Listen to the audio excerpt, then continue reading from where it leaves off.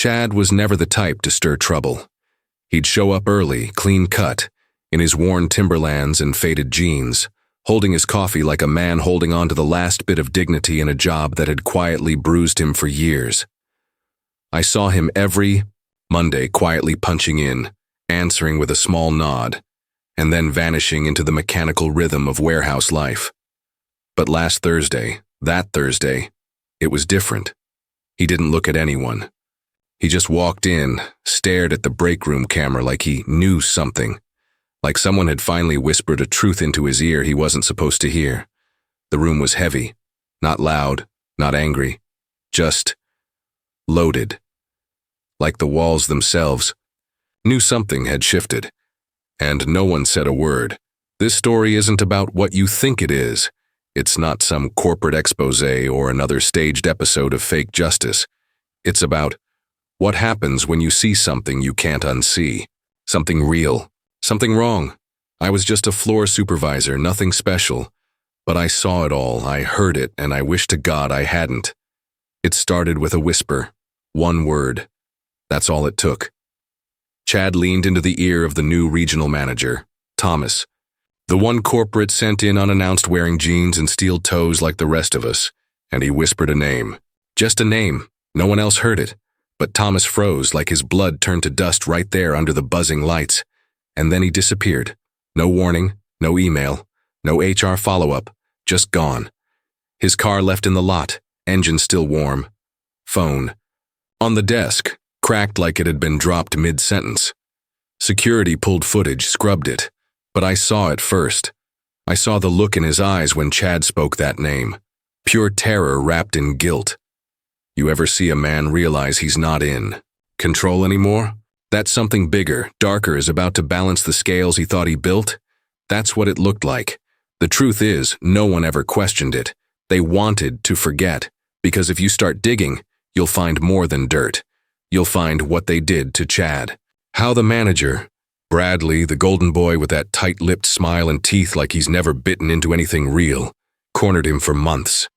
Mocked his accent, slurred beneath his breath, laughed louder when the others played along. You'd think corporate would care. That's what the show's supposed to be about, right? Justice in disguise, but no camera crew came in, no reveal. Just Thomas, who wasn't Thomas at all. I shouldn't be saying this, but I checked the HR files before they wiped them. The real Thomas died in a car crash 2 months before he ever arrived. So then who was the man Chad whispered to? And now Chad's missing too. No one's talking. The warehouse still runs like nothing happened. Bradley hasn't shown up since, and the break room lights flicker now. Only when you speak Chad's name. Tell me, do you hear that? Because I swear, in the static hum of this old surveillance footage, right when Chad leans in, there's a voice. Not his, not Thomas's, something else. And it says your name. When the voice whispered my name through the static, I slammed my laptop shut, heart racing like I'd just been pushed off a cliff. But the room stayed quiet. The flickering lights dimmed back to their usual hum. I blinked, trying to convince myself it was just interference, a glitch in the system, a trick of my tired brain. But something deep inside twisted, as if the air itself was folding in on me. The kind of weight you don't forget, the kind that settles heavy in your chest and makes you question every breath you took before. I kept thinking about Chad, about Thomas, or whoever he really was. How a man could vanish like that without a trace, leaving only a cracked phone and a whisper that no one else could hear. The story was unraveling in my mind, but then, just as suddenly, it began to slip. Details started to blur like bad film, and my own memories of those days felt distant, fogged, like someone had erased the parts I needed most. The more I tried to hold on, the more it felt like grasping at smoke. And then there were the recordings. I found them tucked away in the company's security archives, files no one ever mentioned, hidden in plain sight, labeled simply Bradley's tape. The first time I pressed play, the audio was scratched, filled with low-frequency hums and sharp static bursts that made my skin crawl. But through the noise, I could hear voices, my own, strangely distorted, overlapping with Bradley's mocking laugh and Chad's tense whispers. Except the words didn't line up with what I remembered. The tapes told a different story, one where Chad never said the name, where Thomas was there with us all along, solid and real. But every time I rewound, the files glitched harder, skipping, like a scratched record, mixing in something darker, something I couldn't place. A voice low and guttural, speaking in a tone that wasn't human. The name Chad whispered became a soundless scream, and my head spun trying to catch it. I wasn't sure what was worse, the fact that the truth was hiding, or that maybe the truth didn't exist at all. Maybe it was just my mind, fracturing under the weight of something it wasn't meant to hold. That's when Avery showed up. She appeared in the break room one evening, just as the last workers filtered out, her eyes flickering with something between fear and purpose. Avery was new, someone who'd slipped in quietly but watched too closely, smiled too tightly. She told me she'd been following the story too, that she believed there was a truth nobody wanted us to find. But every time I asked her a direct question, she'd twist it back on me, asking if I was sure I remembered right, if I wasn't confusing what I'd seen with a nightmare I'd created. Her voice was calm, almost soothing, but there was an edge to it that set my nerves on fire. She said, "Maybe the story isn't about Chad or Thomas or even Bradley. Maybe it's about what happens when you start looking where you shouldn't. When you open files that were never meant to be opened. You ever think that the reason we forget, the reason memories get scrambled, maybe it's a protection, not from the world, from ourselves?" I wanted to believe her, desperately. But the longer we talked, the more I noticed the cracks in her story. She'd remember things differently than I did, details I was sure I knew, and she seemed to know about the tapes before I mentioned them, as if she'd been watching me all along. Sometimes I'd catch her staring off, her eyes glazing like she was somewhere else entirely, and when I pressed her, she'd laugh nervously and say, "It's nothing, just the stress." But that laugh didn't reach her eyes. The nights after Avery came into my life, I started hearing the voice again, not just through the tapes or the broken security feed, but in the silence when I was alone. Whispers curling, just beyond the edge of hearing, shadows that shifted in places they shouldn't. I began doubting everything, the faces of coworkers I thought I knew, the sounds of the building settling, even my own thoughts. Was I losing it? Or was something else waiting for me to unravel? The real unsolved mystery wasn't just about a missing man or a fake manager. It was about the truth behind what no one tells you, the things they don't want you to remember. The truths buried so deep you start to wonder if they ever existed at all. And if you dig too hard, sometimes you don't just disturb secrets. You disturb the silence that keeps you sane. Tonight, the break room lights flickered again, slower this time, like a pulse. And from the crackling speaker by the old coffee machine, I swear I heard Chad's voice. Not a whisper, not a name, just a question. A question so heavy, so cold, that it felt like the walls were closing in. "Are you sure you want to know?" I remember the exact moment I thought I had cracked it. The cold night air biting through my jacket as I stood outside the abandoned mill on the edge of town, a place nobody dared to tread after dark. The moon was a pale witness, casting long shadows over the cracked concrete and rusting machinery that loomed like forgotten giants. That night something clicked, the last missing piece of a puzzle I'd been chasing through endless tapes, fragmented memories, and whispered warnings. The hidden truth, I thought, was finally within reach.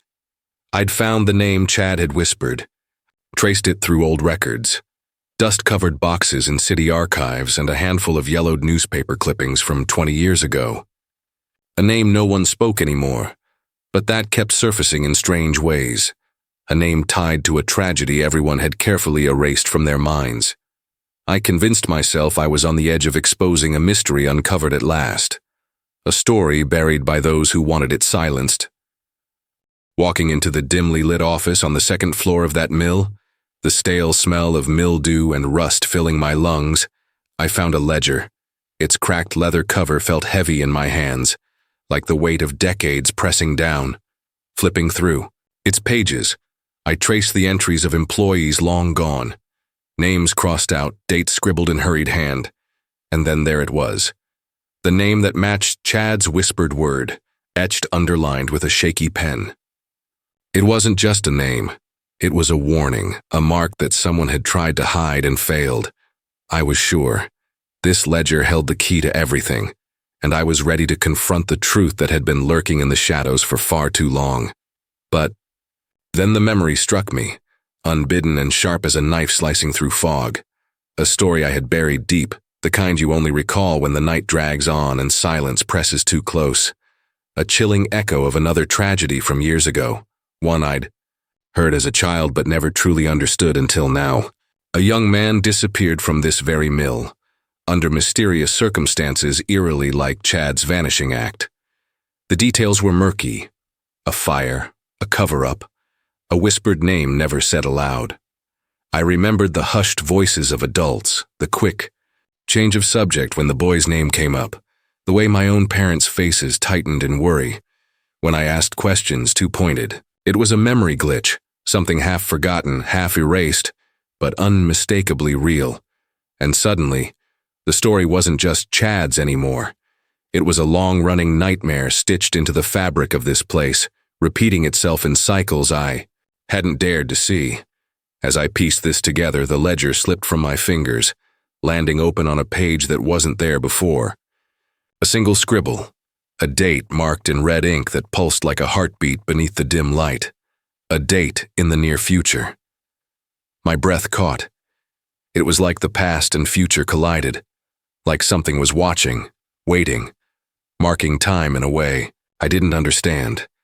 That's when I felt it, an overwhelming presence, not physical but psychological, atmospheric, as if the very walls of the mill were alive with a silent observer, breathing alongside me in the darkness. Something older and darker than anything I'd faced. A force that didn't need a name because its power was in what it hid, in the fear it planted deep inside. It was personal, relentless, a shadow that had been tracking me all along, feeding off every doubt and fear. I left the mill that night with a sense of uneasy closure, the ledger tucked under my arm like a fragile lifeline. I told myself I had the truth, that I could finally stop chasing shadows and whispers. But as I walked back to my car, the quiet hum of the city around me began to warp. Streetlights flickered, faces of strangers blurred at the edges, and the voice came again. Soft, almost mocking, through the static of my phone's speaker. It wasn't Chad's voice this time. It was something else, something that laughed without sound and whispered a question that froze my blood. Do you remember now? Or were you never meant to? That question shattered everything. Suddenly, every piece of evidence, every memory I thought I had reclaimed, twisted into uncertainty. I realized that this story wasn't linear, wasn't just about uncovering a hidden truth or solving a mystery. It was a maze designed to trap me, to make me doubt what was real and what was planted by something far more dangerous. I wasn't crazy. They lied to me and to you. The entire narrative shifted, turning back on itself like a hall of mirrors, where every reflection showed a different version of the truth. And now, looking back at everything, the tapes, the whispers, the flickering lights, you realize that nothing can be trusted. Not the people, not the memories, not even your own senses. You've been watching a story that's rewriting itself with every frame, a story that hides its real meaning in the spaces between words, in the silence that screams louder than any voice. So go back, rewatch it all, listen closely. Because the answer was never in the facts laid out before you. It was in what they didn't say, in what they erased, in the part of your mind you tried to forget. And that presence? It's still here, waiting, watching. Not for Chad, not for me, but for you. They say you're alone in your darkest moments. But what if that's the biggest lie they ever told you? Because the deeper I sank into this tangled nightmare, the clearer it became that I was never the only one caught in the web. Others were watching. Others who'd been pulled into this silent storm long before me. Shadows flickering at the edge of my vision. Voices echoing in dreams I didn't dare speak aloud. And somehow, whether by chance or design, I found the traces they left behind. Cryptic messages slipped into corners of the digital world. Visual symbols carved into places no one bothered to look twice, and shared nightmares that felt too real to be coincidence. You were right all along. There was never just one thread to follow. The story had many eyes, many hands, weaving a conspiracy far darker than any single person could carry. It began with the emails, strange, coded, sent from anonymous accounts that disappeared as quickly as they arrived. They weren't threats or pleas for help. They were something else entirely. Fragments of riddles that hinted at a knowledge older than the missing men, older than the vanishing manager, older even than the company itself. The messages spoke of something buried beneath the surface, a force watching, waiting, manipulating. Memory itself. I realized too late that these weren't random. They were carefully placed breadcrumbs meant to lead me, and anyone else paying attention, down a path none wanted us to walk. The lines blurred between reality and delusion, as if the whole world had folded into a shadow play, where truth was the actor everyone was pretending to forget. Then came the dreams, night after night, vivid and unrelenting. I wasn't alone in those restless hours. Faces I'd never seen before appeared, their eyes wide with fear or warning, their voices echoing in fragments just beyond comprehension. One dream ended with a symbol, a spiral, twisted and broken, that matched a carving I'd found etched deep into the old mill's crumbling wood. It was a mark, not of any known language, but something older, almost primal. The kind of symbol you'd expect to find only in the pages of forbidden history or whispered conspiracy theories, what the government never released, the kind of found footage from 20 years ago that was scrubbed from every archive. And now it was here, staring me down every time I closed my eyes, pulling me closer to a truth I wasn't sure I wanted. But the most unsettling realization wasn't just that others were watching, it was that some were already inside. In the margins of my investigation, I found references to a third presence, an observer who moved unseen yet always in control. No one had named them, but their fingerprints were all over the story. The misplaced files, the erased memories, the shifting realities. They seemed to know everything and yet revealed nothing. Sometimes I found notes in the margins of forgotten notebooks, passages crossed out and rewritten, as if the story itself was being edited in real time. This observer wasn't a ghost or a person. It was a force, a presence that knew how to bend identity, to fracture memory, to control perception. It was the silence between words, the pause that made your heart race, the shadow just beyond your peripheral vision. Every time I thought I'd understood who I was, I felt that control slipping, as if the very foundation of my identity was a lie constructed by this unseen hand. Was I the investigator, or just another pawn in the game? Were my memories real, or implanted echoes meant to steer me toward some darker end? The lines between waking and dreaming blurred so thoroughly that I couldn't trust even my own reflection in the mirror. And as I dug deeper, I realized the conspiracy wasn't just about a missing man or a company cover-up. It was about the nature of control itself, about who holds the power to decide what you remember, what you believe, what you become.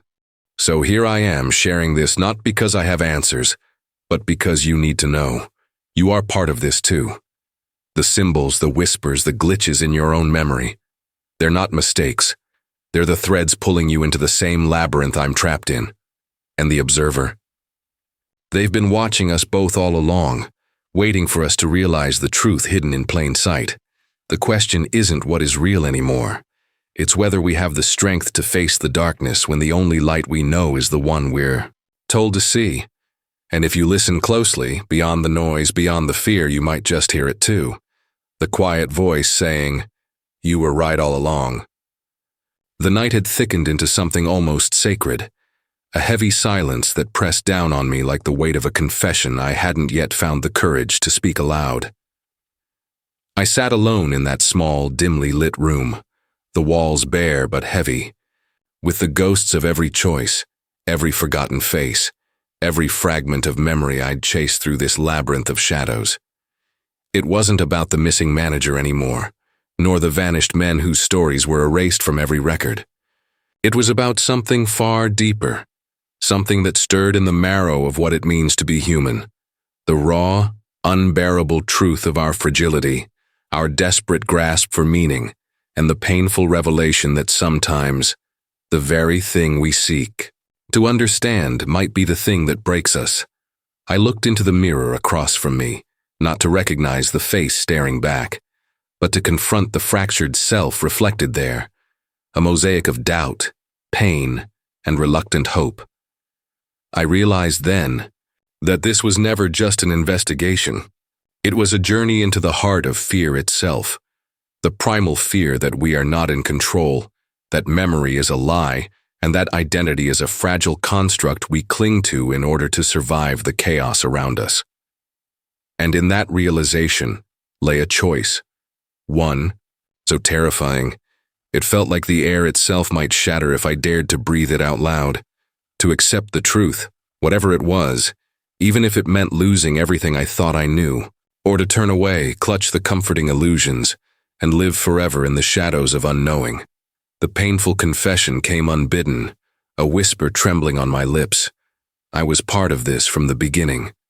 Not a victim, not just an investigator, but a thread woven into the very fabric of this enigma. Every memory I questioned, every moment of confusion, was not a coincidence, but a design. An experiment in control, in choice, in the limits of human endurance. The fear I felt was real, but it was also a mirror reflecting the deeper terror that we are, all of us vulnerable to forces we cannot name, trapped in cycles we cannot break alone. The vulnerability of that truth cut deeper than any mystery I'd uncovered, because to admit it was to stand naked before the void and wonder if salvation was even possible. And yet in that abyss I found something unexpected, a strange, fragile hope.